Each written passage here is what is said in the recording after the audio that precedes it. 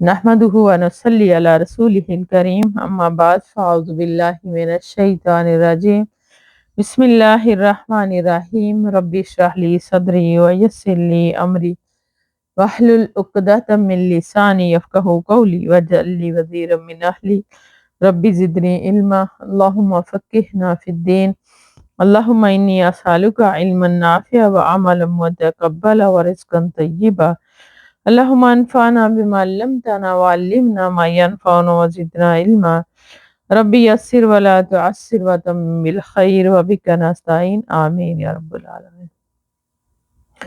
حضرت ابن مسعود رضی اللہ تعالیٰ عنہ سے روایت ہے کہ رسول اللہ صلی اللہ علیہ وسلم نے فرمایا، مجھ سے پہلے اللہ نے جو نبی بھیجا اس کی امت میں سے حواری اور مخلص ساتھی ہوتے جو اس کی سنت پر عمل اور اس کے حکم کی اقتداء کرتے۔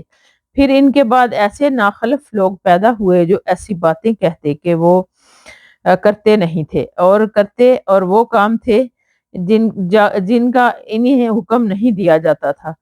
چنانچہ جو شخص ان سے ہاتھ کے ساتھ جہاد کرے گا وہ مومن ہے، اور جو شخص ان سے دل کے ساتھ جہاد کرے گا وہ مومن ہے، جو ان سے اپنی زبان سے جہاد کرے گا وہ مومن ہے، اور اس کے علاوہ رائی کے دانے کے برابر بھی ایمان کا درجہ نہیں۔ حدیث مسلم۔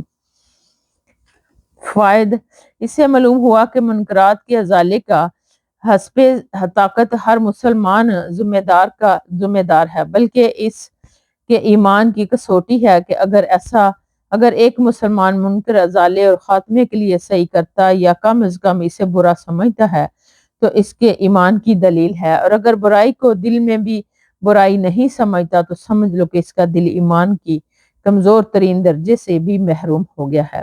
اعاذنا اللہ منہم، آمین یا رب العالمین۔ ابو ولید عبادہ بن صامت رضی اللہ تعالیٰ عنہ بیان کرتے ہیں کہ ہم نے رسول اللہ صلی اللہ علیہ وآلہ وسلم کی اس بات پر بیعت کی کہ ہم تنگی اور آسانی میں، خوشی اور ناگواری، ہر حالت میں سمع و اطاعت کریں گے، اور خواہ ہم پر دوسروں کو ترجیح دی جائے، اور اس بات پر ہم اقتدار کے معاملے میں مسلمان حکمرانوں سے نہ لڑیں گے مگر یہ کہ تم میں سے کفر سری دیکھو جس پر تمہارے پاس اللہ کی طرف سے دلیل ہو، اور اس بات پر کہ ہم جہاں کہیں بھی ہوں حق بات کہیں، اللہ کے دین کے بارے میں ہم کسی کو ملامت گری کے ملامت سے نہ ڈریں۔ بخاری و مسلم۔ فوائد ہے کہ اس میں امر کی تاکید کی گئی ہے کہ مسلم حکمران فاسق اور ظالم بھی ہوں تب بھی ان کی اطاعت سے انحراف نہ کیا جائے، الا یہ کہ وہ اللہ کی نافرمانی کا حکم دے، اس میں اطاعت نہیں کی جائے گی۔ اسی طرح جب تک کہ ان سے کفر سری کا اظہار نہ ہو ان کے خلاف بغاوت نہ کی جائے، کیونکہ خروج بغاوت میں نقصان کا زیادہ امکان ہے۔ نمبر 2، ہر موقع پر حق کا اظہار ضروری ہے اور دین کے تقاضوں پر عمل کرنا امر لازم ہے، چاہے دنیا کچھ بھی کہے اور سمجھے، تاہم اس میں حکیمانہ طریقہ اختیار کرنا ضروری ہے۔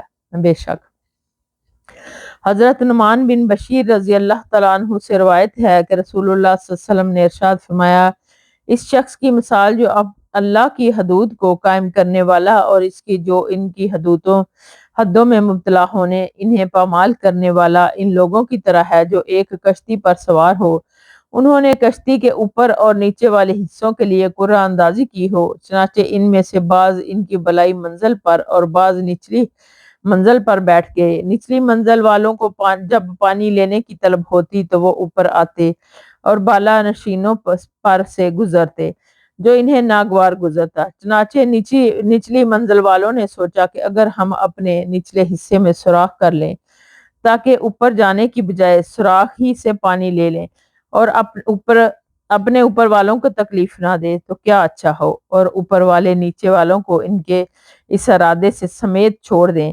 انہیں سوراخ کرنے سے نہ روکیں، اور وہ سوراخ کر لیں تو سب کے سب ہلاک ہو جائیں، کیونکہ سوراخ کے ہوتے ہی ساری کشتی میں پانی جمع ہو جائے گا جس سے کشتی تمام مسافروں سمیت غرق اب ہو جائے گی، اور اگر وہ ان کے ہاتھ پکڑ لیں گے تو سوراخ نہیں کرنے دیں گے تو وہ خود بھی اور دوسروں تمام مسافروں سے بھی بچ جائیں گے۔ بخاری و مسلم۔ اللہ کی حدوں کو قائم کرنے والے کا مطلب ہے کہ اللہ کی منع کی ہوئی چیزوں کا انکار کرنے والا اور ان کا ازالہ و رفع کی کوشش کرنے والا۔ حدود سے مراد ہے کہ اللہ کی منع کردہ چیزیں۔ استحماؤ کی معنی ہے کہ انہوں نے قرآن اندازی کی۔ فائدہ، اس سے معلوم ہوا کہ اسلامی معاشرے میں منکرات کے ارتکاب کے نتائج میں مرتکبین کے ذات تک محمود نہیں رہتے، بلکہ ان کے اثرات بعد پورے معاشرے کو بھگتنے پڑتے ہیں۔ اس لیے معاشرے کو تباہی سے بچانے کے لیے ضروری ہے کہ فسق فجور کا ارتکاب کرنے والوں کو اللہ کی نافرمانی کرنے سے روکا جائے۔ اگر ایسا نہیں کیا جائے گا تو سارا معاشرہ عذاب الہی میں گرفتار ہو سکتا ہے۔ اللہ محفوظ منہم۔ ام المومنین حضرت ام سلمہ ہند بنت ابی امیہ حذیفہ رضی اللہ تعالیٰ عنہ سے روایت ہے کہ نبی کریم صلی اللہ علیہ وآلہ وسلم نے فرمایا، یقیناً تم پر عنقریب ایک ایسے لوگ حکمران بنائے جائیں گے جن کے کچھ کاموں کو تم پسند کرو گے اور کچھ کاموں کو ناپسند۔ چنانچہ جس نے ان کے برے کاموں کو برا سمجھا وہ بری ہو گیا، اور جس نے ان کا انکار کیا، نقد کیا، وہ بچ گیا، لیکن جو راضی ہوا اور اس کی پیروی کی وہ ہلاک ہو گیا۔ صحابہ کرام رضی اللہ تعالیٰ عنہ نے عرض کیا، اے اللہ کے رسول، کیا ہم ایسے حکمرانوں سے قتال نہ کریں؟ آپ صلی اللہ علیہ وسلم نے فرمایا، نہیں، جب تک وہ تمہارے اندر نماز کو قائم رکھیں۔ حدیث مسلم۔ اس کے معنی ہے جس نے دل سے برا سمجھا اور اس کے پاس ہاتھ یا زبان سے انکار کی طاقت نہیں تھی تو وہ گناہ سے بری ہو گیا اور اپنا فرض ادا کر دیا، اور جس نے اپنی طاقت کے مطابق انکار کیا اور وہ اس مصیت سے بچ گیا اور وہ جو ان کے فعل پر راضی ہوا اور ان کی مطابقت کی تو وہ گناہ گار ہو گیا۔ فائد، مسئلہ نمبر 1، مسلم حکمرانوں کی اطاعت کو نماز کے ساتھ مشروط کر کے اس امر کی وضاحت فرما دی کہ نماز ہی کفر اور اسلام کے درمیان فرق کرنے والی چیز ہے۔ نمبر 2، اگر طاقت ہو تو حکمرانوں کو برائی سے ضرور روکیں، بصورت دیگر دل سے برا جانیں۔ برائی میں ان کے ساتھ شرکت و رضامندی نہایت خطرناک ہے۔ اس لحاظ سے آج کل سیاسی پارٹیوں میں شرکت بہت خطرناک ہے معاملہ ہے، کیونکہ یہ پارٹیاں جب اقتدار میں آتی ہیں تو پارٹی ممبران کو ان کے ہر اچھے اور برے کام میں ان کی ہم منوائی اور مطابقت کرنی پڑتی ہے۔ بے شک ام المومنین ام حکم زینب بنت جحش رضی اللہ تعالیٰ عنہ سے روایت ہے کہ نبی کریم صلی اللہ علیہ وآلہ وسلم ایک روز ان کے پاس بڑے گھبرائے ہوئے تشریف لائے۔ آپ صلی اللہ علیہ وآلہ وسلم کی زبان پر یہ کلمات تھے، اللہ کے سوا کوئی معبود برحق نہیں، عربوں کے لیے اس شر کی وجہ سے ہلاکت ہے جو قریب آ گیا ہے۔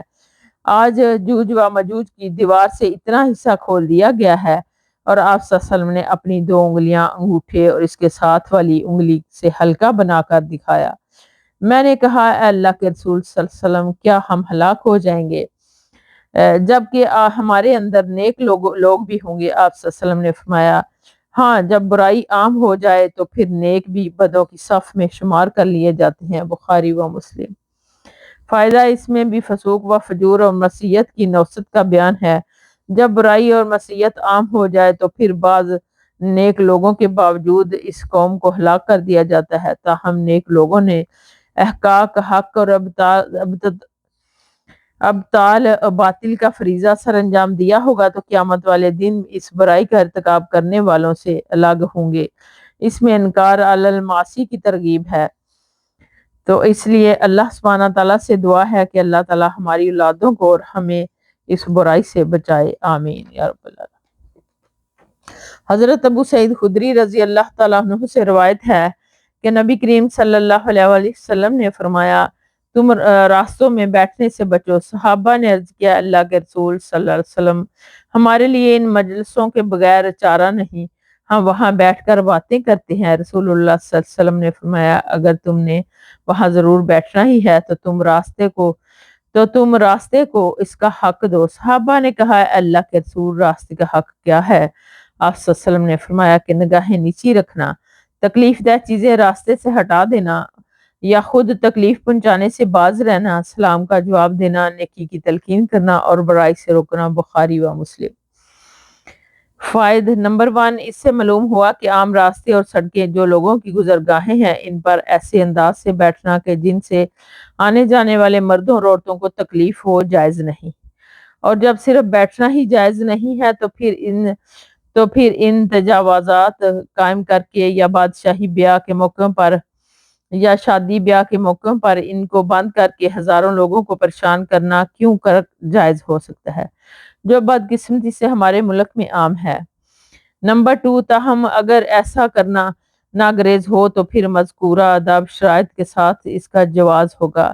اس کی مزید کچھ اور آداب دیگر احادیث میں بیان کیے گئے ہیں، مثلا اچھی گفتگو کرنا، کوئی زیادہ بوجھ لادے ہوئے جا رہا ہو تو اس کی مدد کرنا، مظلوم اور مصیبت زدہ کے ساتھ تعاون کرنا، بھٹکے ہوئے کو رہنمائی کرنا، چھینکنے والے کی چھینک کا جواب دینا وغیرہ۔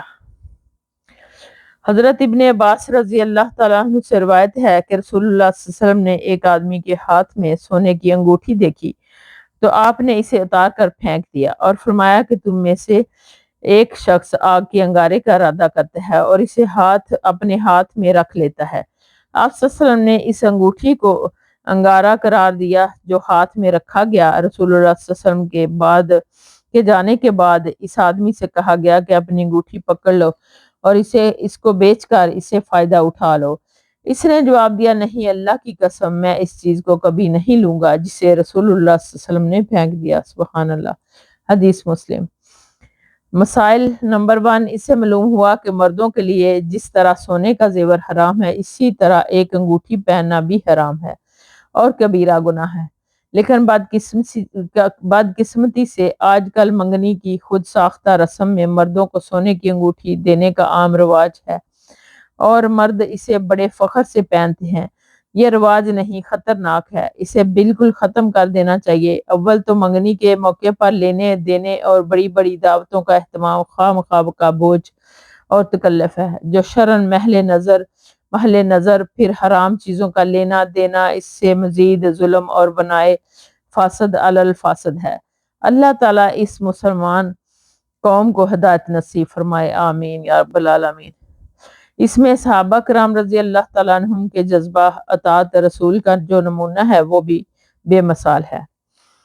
حضرت ابو سعید حسن بصری رحمہ اللہ روایت کرتے ہیں کہ حضرت عائض بن عمر رضی اللہ تعالیٰ عنہ عبید اللہ بن زیاد کے پاس گئے اور فرمایا، اے بیٹے، بے شک میں نے رسول اللہ صلی اللہ علیہ وسلم کو فرماتے ہوئے سنا کہ وہ حکمران سب سے بدتر ہے جو اپنی رعایا پر سختی کرتے ہیں، تو ان میں سے ہونے سے بچ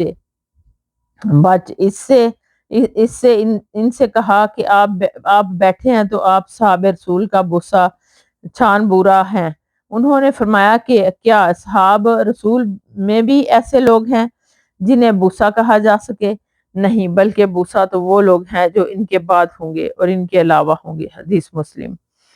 فائدہ، اس میں صحابی رسول حضرت عائض رضی اللہ تعالیٰ عنہ کی جرات اور حق گوئی کا ایک نمونہ ہے کہ جس کا اظہار انہوں نے بصرہ گورنر عبید اللہ بن زیاد کے سامنے کیا کہ جو ظالم قسم کا حاکم تھا، اس نے ان کی صاف گوئی سے ناراض ہو کر ان کا استخفاف کیا، جس پر انہوں نے پھر صحابہ کرام رضی اللہ تعالیٰ عنہ کی شان اور ان کی عظمت و فضیلت بیان فرمائی۔ ان میں سے کوئی بھی ایسا کمتر نہیں جسے بوسہ کہا جا سکے، بے شک۔